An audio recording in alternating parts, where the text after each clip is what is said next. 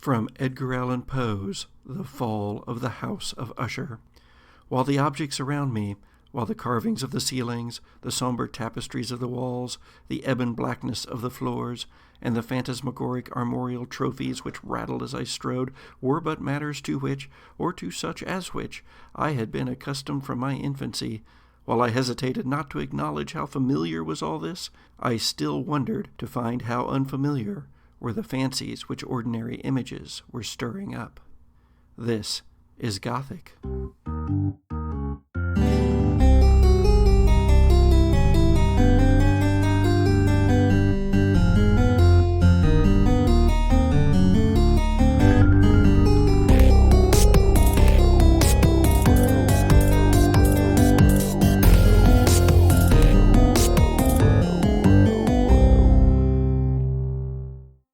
Previously on Gothic.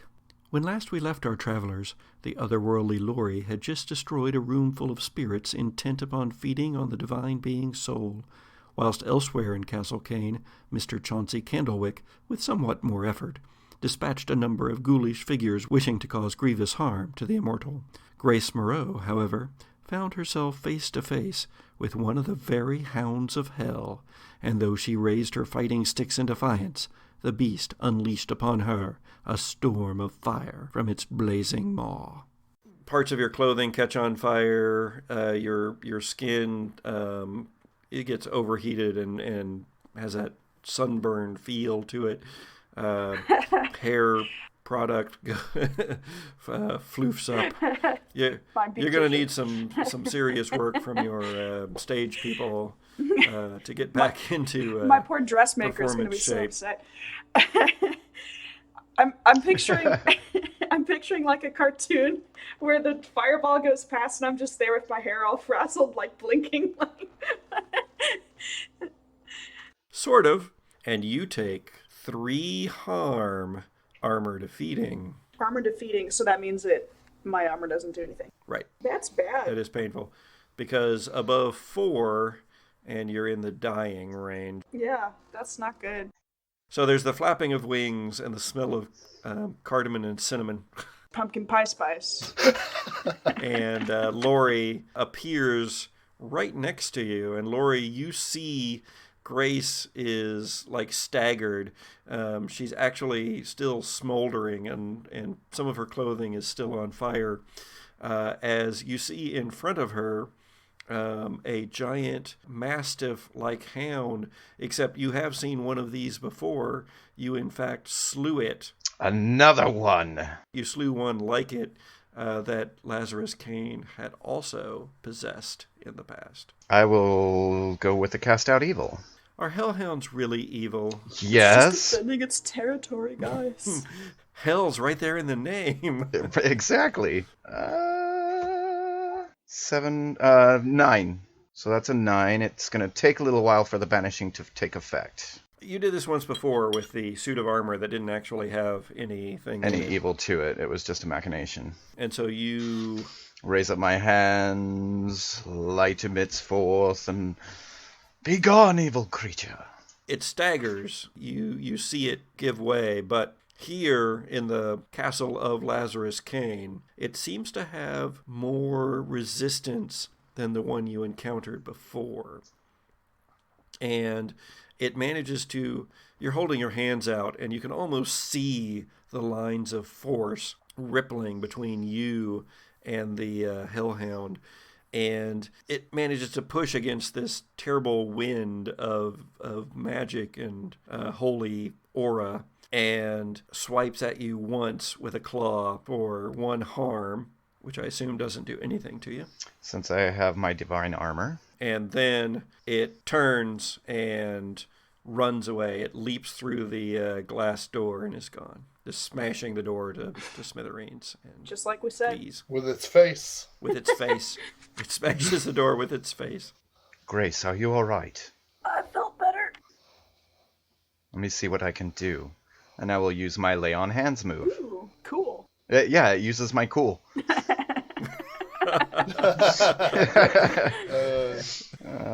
That would be a 7. So I can heal harm or illness. but I take it into myself. Oh, gee. Heal 2 harm, so it's 2. Heal 2 harm? So you lose 2, I gain 2. All right, so Grace, you're feeling considerably better.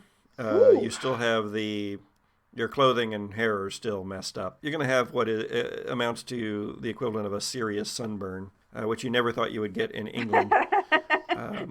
But you are much better. But what you see is that Lori, how do you do this? How do you heal the harm? It's a lay on hands. It's like I touch them.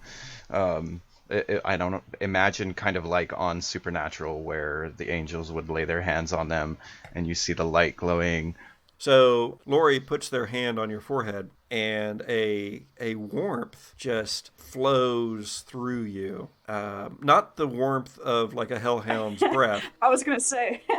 A warmth like sitting by the fire on Christmas Eve. A warmth like watching in the kitchen as your grandmother bakes cookies, that kind of warmth. And that flows through you and pulls that pain that was beginning to come up because of your 3rd-degree burns. Yeah. Pulls that pain out of you. And you actually see that Lori begins to smolder a bit. Nothing changes about their skin or anything like that, but just smoke starts to rise come up. out from under their collar. From their collar, yeah. Oh, that's quite the miraculous ability. And then they exhale, and a huge smoke ring. cloud of smoke comes out.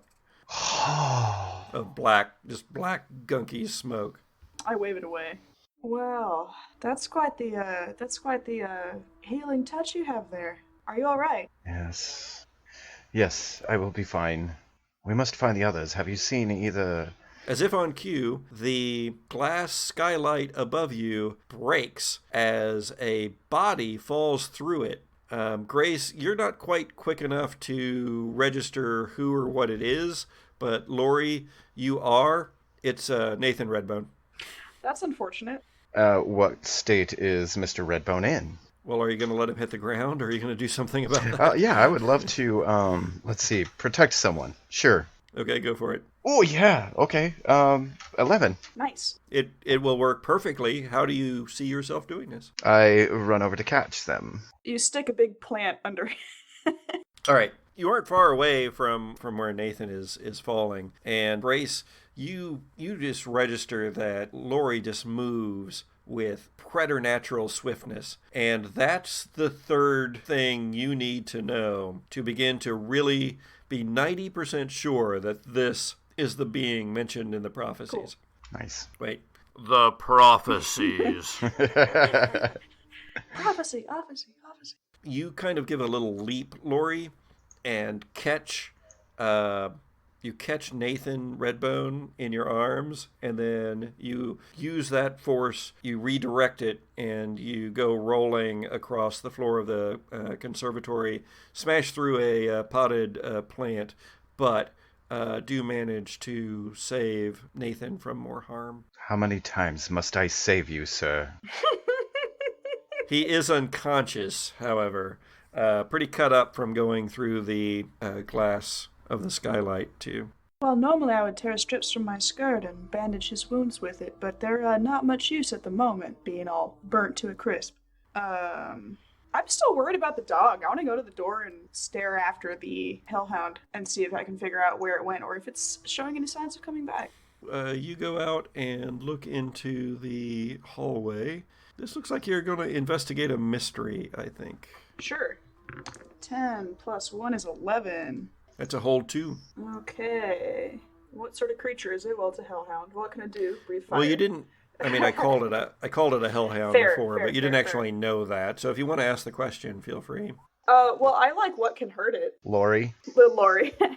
Why would you know what could hurt a hellhound? Your studies in magic, of course. Yeah, maybe my sect has information about... I mean, Lori's encountered one before, so clearly this isn't like a one-time thing. Are there libraries at the sect that have information about magical monsters? Or is it a previous encounter? Or how do you know your knowledge about hellhounds is really what I'm getting at here. I would say libraries is more likely at this point. You do recall having come across information about these beasts in the library at the... There are chapters all over the place. One of the things I've chose for my sect is chapters everywhere in all kinds of opera houses across, like Europe and Russia. And I guess what I'm imagining is more like music schools having large, kind of classrooms and labyrinthine corridors and things like that,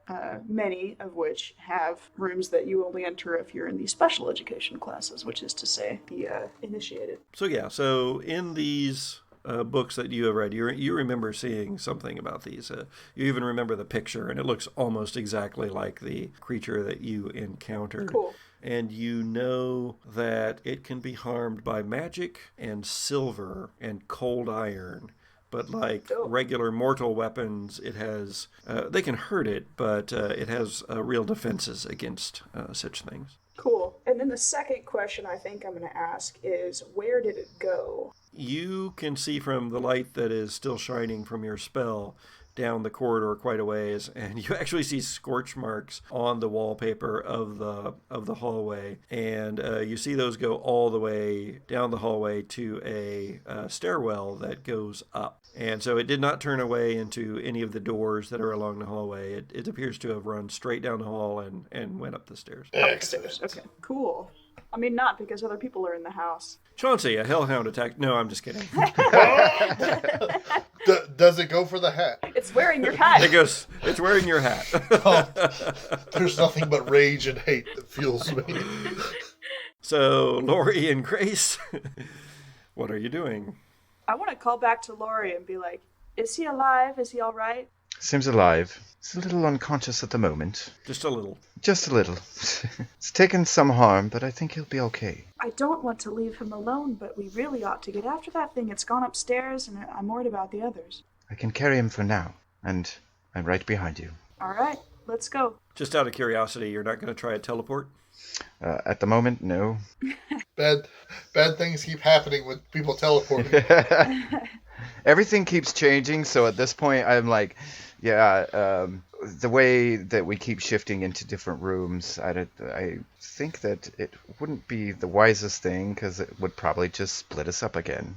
I think you are correct. Let us stick together. As you two, I guess three, begin to head out looking for something, the others or whatever. We're going after the Hellhound. The Hellhound shouldn't be around much longer. I did cast a banishing spell on it. If you'll remember that whenever you have banished Chauncey in the past from a bar, when you've had bar fights, it's only been 5 or 6 blocks. That son of a bitch. And sometimes I imagine this, and tell me if I'm wrong, because you guys are shaping the story. So the way I also see this is kind of like a vampire thing. So like if you're a vampire hunter and you hold up a cross against the vampire, then they have to flee from that. That's also a kind of banishment, is kind of how I'm seeing it. Sounds good to me. I'm not necessarily seeing it always as you banish them from the plane of existence, or you send them into another dimension or whatever. But, right. Either way, the banished creature is unharmed, and you have no control over where it goes. Right. I just gave you no control over where. Yep. Okay. As you two head down the hallway, and as you, Chauncey, loom over poor Isabella and the watch, questioning her about her grandfather's watch that she wanted to buy, the whole castle shakes for a moment. Don't like that. And there is a sound that rises up from the depths. A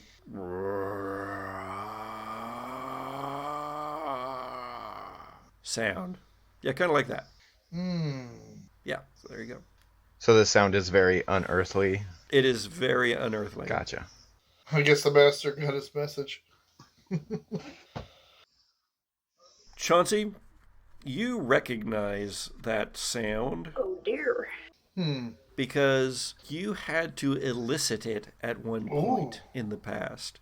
When you summoned the dark thing that became your master, that gave you immortality in exchange for, well, whatever you bargained for, mostly your soul, you had to make certain sacrifices. And when you made those sacrifices, that was the sound that you heard.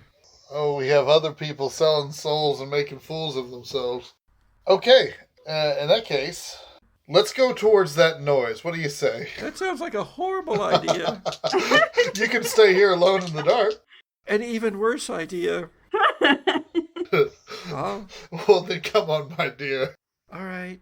And she follows behind you. Excellent. Grace, Lori, what about you guys? So we're heading towards the stairwell that's going up after the Hellhound, but we hear the sound from below. Yes. Does the stairwell go down as well? Not here where you're at, but everywhere else you've seen in the house that there's been stairs. There's been stairway up and down nearby one another. That sounds a little bit bigger than a hellhound. Yes. Well, let's go find the downstairs. I follow you, my lady. All right. Okay, so we go. It doesn't take much searching to find the down. You are still, well, Lori can see in the dark, but you cannot, Grace. In the dark. Dang it. I can lead the way. Okay, cool. Just please hold on to me. I grab onto your coattail. I'm carrying one and dragging another along. Whee! Redbone begins to awaken, actually. And he's like, oh, no, get away, no. Now calm down. Mr. Redbone, please calm yourself. I've saved you yet again. But he's obviously not talking about you, Lori. Where, Lori? Where am I? Oh, good Lord, this place. Oh, why am I here? I don't want to be protector of anything. I don't want the prize. I just wanted some brandy. Shh, yes. Is that so wrong? Yes, it is. This house is really awful, and... And I think I can stand. Oh, well, that's Well, good. of course. So I set him down. Yeah, I appeared on the roof. I guess I mean, we were there in the hallway when those things attacked that guy with the weird eye, and What happened to you on the roof? it was dark. He wipes a hand across his brow, and then he holds his head a little bit where there's still bleeding cuts. I was up there, and something came out of the sky. It was awful. It was like a giant bat, and it came at me, and I hit at it with my knife, but it didn't do anything, and I ran from it, and I turned right at the edge of the castle wall, but it was right there, and it just smashed right into me and knocked me over, and then I saw like my whole life flash before my eyes, and it was just drinking and gambling and women, and it's a wonderful, wonderful life, but it was just all too fast, and I didn't want it to be over, and then here you are, and again you saved my life again. I don't like it. I mean, I don't want to be dead, Ready to change your ways yet? but I have a really great life. My dear, you've just fallen through a ceiling. A glass ceiling. You've just smashed it. I did a what? Here, take my handkerchief and mop up those cuts on your face. He wipes his forehead and it just comes away sopping with blood. I am gonna really need a new tailor. Yeah, that goes for both of us, dear. What happened to you? He says. Also, I've completely lost Nathan Redbone's voice from the previous conflict. he sounds like whatever you want him to sound like. He sounds like whatever. Depends on how much he's been drinking. He's a voice actor. Well, I'm sorry, but I'm afraid we have bigger problems at hand. These strange creatures that we've been seeing, I don't think they're the main problem here. Oh? A moment ago, we felt the house shake and something growled from beneath the ground. Well, that's not good. Why don't we just leave? We sure can try. At least for the moment, I would suggest staying near us. I mean, do either of you want to be protector of Bledson? At this point, I just want this foul evil to be done with. Yes, I'm not convinced if something erupts from the earth that it will necessarily stay here, not, say, go for a rampage across the countryside, and I'd rather that not happen. Oh, good Lord. Oh, why? Why am I doing this? Would you rather stay in the conservatory alone, dear? Good Lord, no. All right, let's go. Tally-ho! Huzzah! And you start down the stairs, and those deposit you into yet another hallway, but this one is cold and damp and dank. And yes, actually, not gas lamps like there are in some of the hallways upstairs. There are torches in sconces on the wall. They've been burning for a while, it appears. They're guttering, low and reddish. And at that same moment, as you enter that hallway, from down at the other end of the hallway, another set of stairs that goes up in that case, you see two figures appear there. And it appears to be Mr. Chauncey Candlewick and Isabella. Excellent. And likewise, you see Grace and Nathan Redbone and Lori at the other end of the hall, Chauncey. I'd be worried if they did not see us. I'd like to turn back to Isabella. I'm glad you didn't kill Mr. Redbone. There's the proof. Well, it looks like you two made it through alive. Why kill Mr. Red? Mr. Candlewick, how could you say such a thing? Yes. Hush. Details. Okay. I'm going to stretch straight up to Lori, and I'm going to casually observe him for a moment. Casually? Just casually. Grace, you notice something very strange happens when Chauncey Candlewick and Lori are face to face. They look very similar. They're about the same height. They have a similar, although Chauncey Candlewick identifies himself as male and goes by masculine pronouns and stuff. He does have sort of an androgynous look about him to an extent, while Lori has that same look. And it's just a clothing difference is really the biggest thing. Candlewick is wearing darker clothes, I assume, yes? Oh, yes. I have coattails and everything. An elaborate dark suit and, of course, the ever-present top hat. While Lori's clothes... What do your clothes look like, Lori? I actually have it. It's like a suit in like perfect condition, hiding male armor that I'm wearing. And it is perfect. There's no rumples to it. It is a lighter color, of course. Not quite as fashion forward, but definitely not of poor make. So you see that Lori's clothing contrasts with that of Chauncey Candlewick in that it is of lighter grays and off-whites. Immaculate, but not necessarily of the most stylish fashions. And as they stand right next to one another like this, it's almost as if they are indeed two sides of the same coin, and you almost feel something vibrating in the air, and your eyes widen as you have a realization. It's not just Lori that's part of the prophecy. Oh no, Father.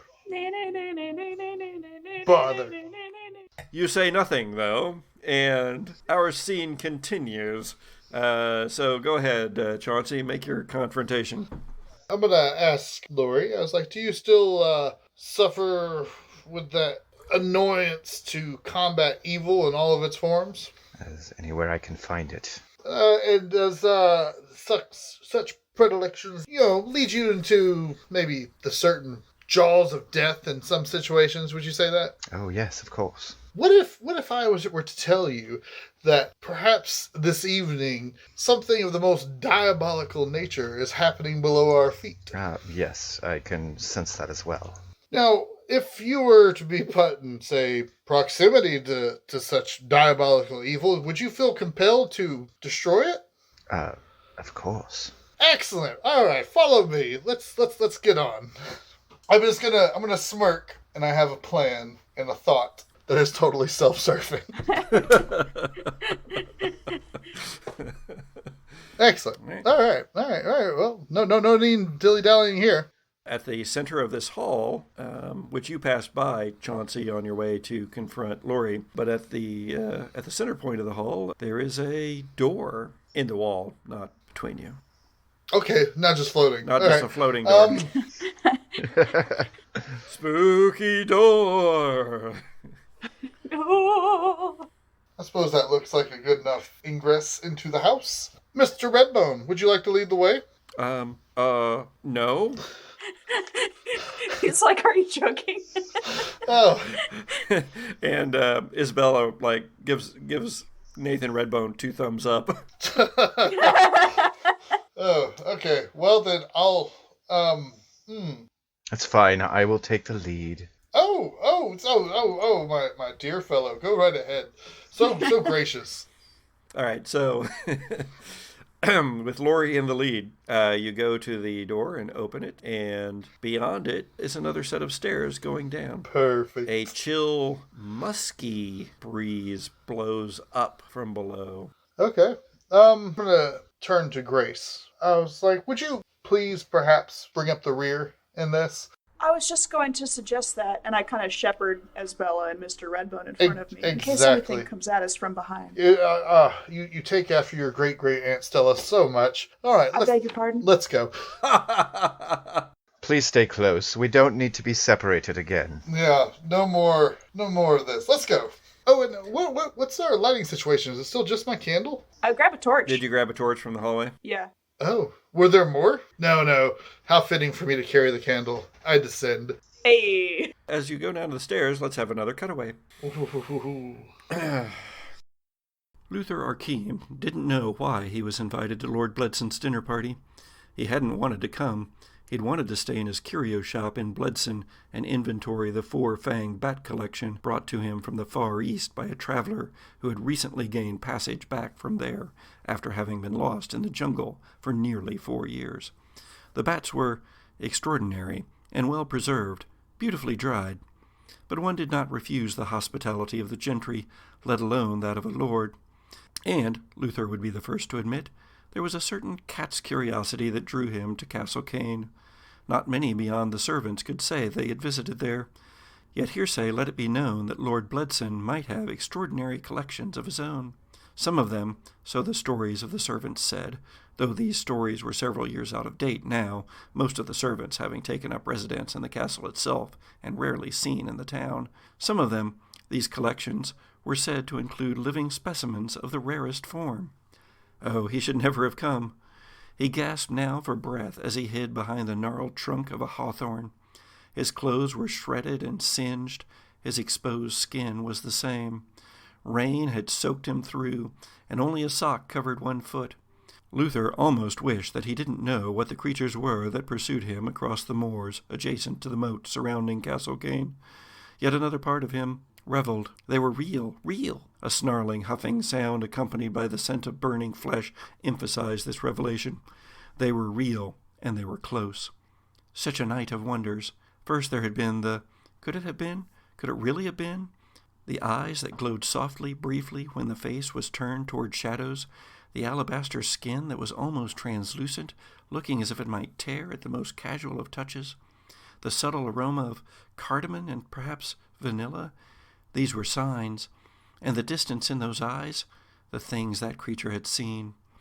And the other, he had heard about such beings, of packs made in places lit by braziers burning the hair of virgins. Luther shivered, and had almost been glad when the lights had been snuffed out, and he had found himself on the moor, with the baying of the hounds close at hand.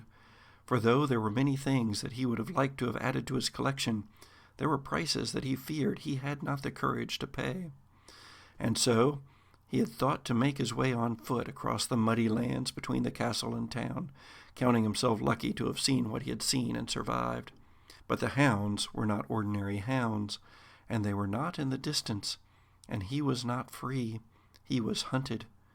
Luther fled across the moors ahead of them, a pack of 4, perhaps 5.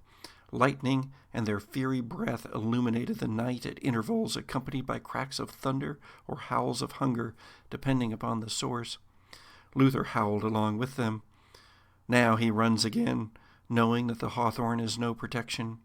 Indeed, it explodes behind him, a burst of white-hot incandescence that then settles to a ruddy red glow that casts his shadow before him, casts their shadow before him as well. He knows he shouldn't. He knows he should run, but he looks over his shoulder. They are there, the hounds of hell.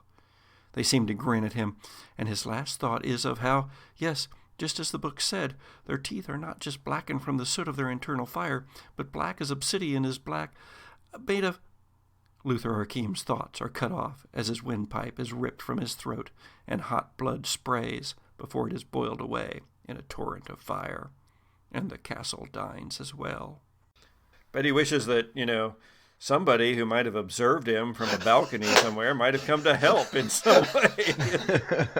It's not like I didn't, run downstairs trying to find, an exit or something. It's true. But we got 2 of them. We can't feel too bad for that.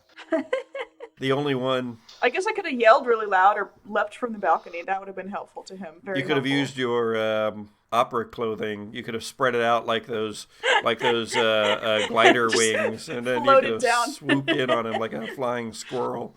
Where were we? Descending the stairs. Lori in front, Mr. Candlewick right behind him. Right. The 2 meat bags. Grace. That's...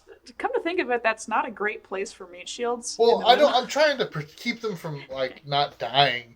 I'm trying really, really hard. I Trying to be a good guy. Trying to be a good person. and I figure if at least one of us has our eyes on them at all times, they can't just go willy-nilly poofing in the air. Yeah, no, this is true. Halfway down the stairs, the house shudders again. There's a creaking, a cracking. The walls, actually, of the stairwell crack all the way up from step to ceiling. And then some of the plaster rains down from the ceiling itself. And from below, you hear again...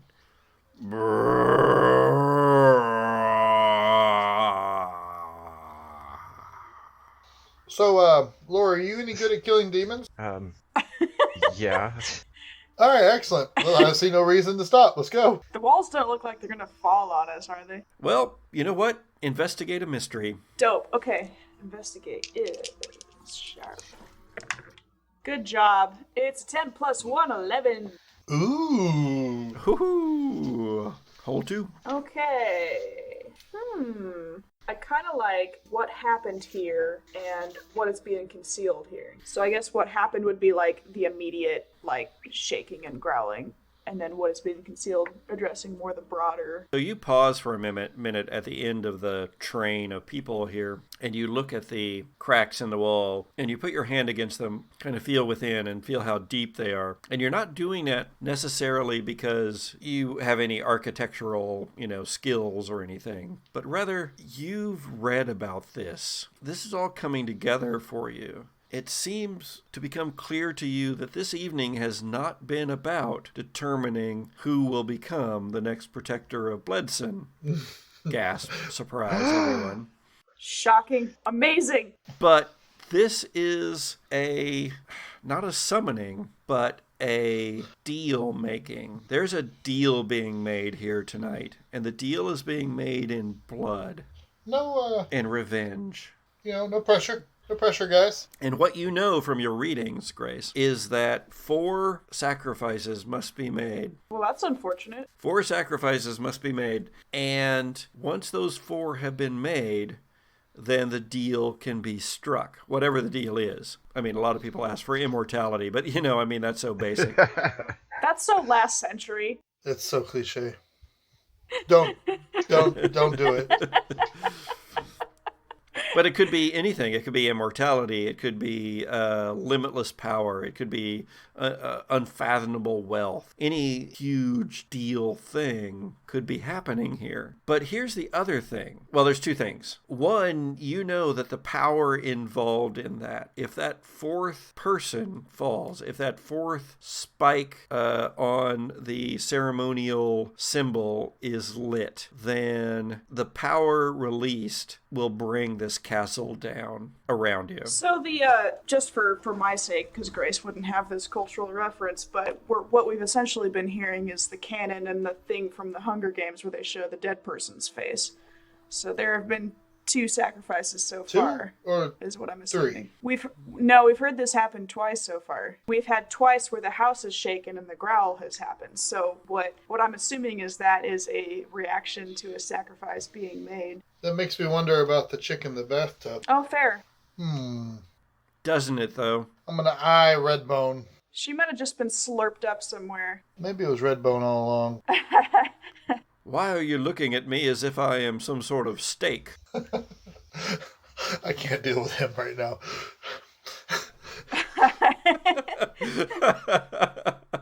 The other thing, Grace, that you know is that the sacrifices are being made to something, some creature, some otherworldly being. It could be a demon. It could be one of the old ones. It could be something from fairy. Any number of beings like that could be granting this power. But what you do know is that where the ritual is taking place and where the creature is don't have to be the same place. Well, there went my plan B. Everyone stop. We should stop going downstairs. And I want to kind of sum up everything that I've just realized. Okay. I mean, it makes sense. I don't think we should be going downstairs. I don't know if it really matters where we go. Well, Isabella says, I think we should go to town. That's actually exactly what I was thinking. Like, forget that all of this ever happened. People who run through the dark and bump their heads do not get an opinion. Damn it. But there are still others that are wandering this godforsaken place that must be saved. What I'm thinking is... Not many, says Nathan Redbone. Not if what you say is right. I mean... No, listen, what we ought to do is just deprive it of sacrifices. Get everyone out safely and leave the house. Suppose it follows us and kills us in town. It doesn't have to be in this house to benefit. It just has to... But that's not entirely true, Grace. You know that. There is a range. Okay. The sacrifices have to be made within not even the realm of whoever's doing the ritual. It doesn't even have to be within the realm of their entire control. It has to be a little closer than that. Even though if you assume that this is Lazarus Caine, and that is an assumption. That is an assumption. Then he has a big property. I mean, he did give us a big evil speech at the beginning, so... It can't be all of Bledson and Bledson County and the whole area. It is closer than that. But it is confined probably to his personal properties here. So the castle and the immediate surrounding moors. And it does have to happen within a certain time frame. And you suspect, although you don't necessarily know for sure, but you suspect that time frame is dawn, since that's what Caine was talking about earlier. Oh, I have an idea. I'm going to point my cane at the two flesh bags who are just like breathing our air. And and I want to point it at Angel Boy over here. I was like, why don't you do your little hocus pocus thing and pop them off somewhere to the Himalayas or something to somebody you know and keep them far away from all of this. Just a town, Laurie, just a town. He doesn't mean as the Himalayas. I mean, or whatever. You know, do your little Cupid-y thing. Maybe one at a time. You know, no offense, but we haven't been exactly successful at teleportation tonight. Whether it's one or two, it does not matter. I'm more concerned with you. With me? We go outside. We're outside, woohoo! Damn it. Success. We go outside Castle Caine, to the moat. And there, in that deep ditch filled with murky water, with rain slashing down and lightning illuminating the sky, we see something rise to the surface. Something brighter than the surrounding waters. Something that glows almost from within as it comes up. And then, as we see it more clearly, we realize that the glow is the reflection from the lightning light. That glow is not coming from anything within, but is rather that of a stylish operatic dress as Priscilla floats to the surface, quite drowned. No! Yep, there it is. The house shudders. Theory confirmed. More cracks appear in the walls. Plaster rains down upon you. A terrible growl comes from beneath. One that is hungry, but yet somehow surprisingly sated. I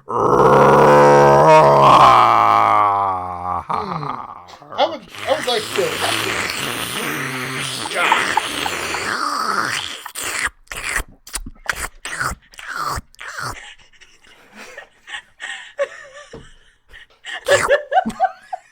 I would like to use my recollection of these things and the slurping noise that I'm hearing.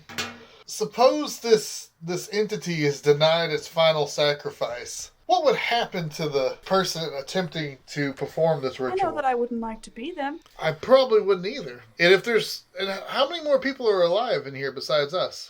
Okay, so we have Nathan Redbone and Isabella. Oh, the servants were ghosts. The servants were ghosts, so they don't count. there were 2 men, 2 women, and a man at the bar. So the 2 women are accounted for. The man at the bar was Nathan Redbone. And one of the men just died with hellhounds. Yeah, Luther. And one of the men died in a well. So we have the remaining survivors with us. In that case, there's no one here to save. It's us and Caine. That's the only guy. And I suspect he's not going to sacrifice himself. I say we leave this man to his machinations. Yeah, we need to get out right now. We can't save those who are already dead. Yeah, no, we need to get out right now.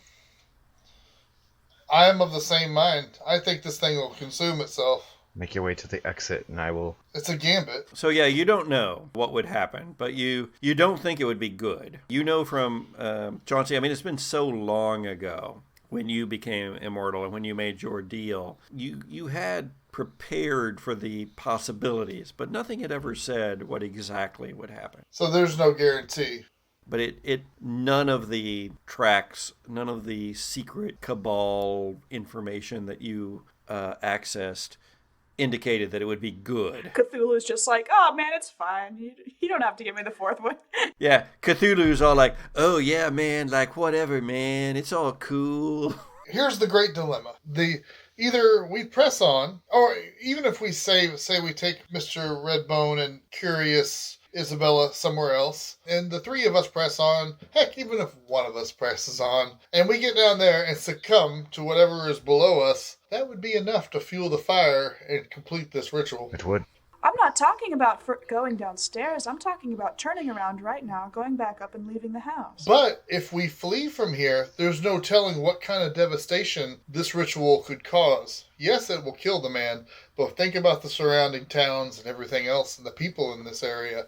Who knows what will happen to them? Enough of this talk. The town of Bletson is about an hour's horse ride away. Yeah, and just imagine like a sea of ghouls descending upon some poor little orphanage and ripping all the children to pieces because we didn't go downstairs to stop whatever's happening. Well, would you rather drag 5 people downstairs and... If you insist on continuing, let me at least get these 2 to safety. Indeed. Well, here, we should make up our mind and decide, should we press on?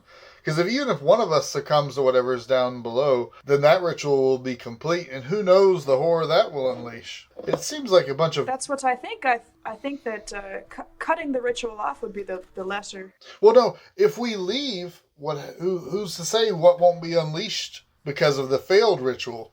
Well, we have in our power to stop the ritual, but risk ourselves and the ritual being complete. I think I'd rather take the risk of the ritual not being complete, because... Lazarus will be consumed. All right, I'm going to look them all. I'm gonna look them all. I was like, I can... Nathan Redbone says, whatever's making that growling sound, I don't want to meet that. Oh my god. I'm gonna look at my 2 monster hunting companions here. And I was like, I can live with whatever horror is unleashed on this area. I've seen it before. My conscience, I lost that a long time ago. But can you 2, are you willing to stay in Budson and fight whatever horrendous things could possibly go wrong? I am. You were? I am willing. I am not willing to sacrifice these 2 innocents. These 3 innocents, if I count Grace. Oh, I think... I'm all for that, says Isabella.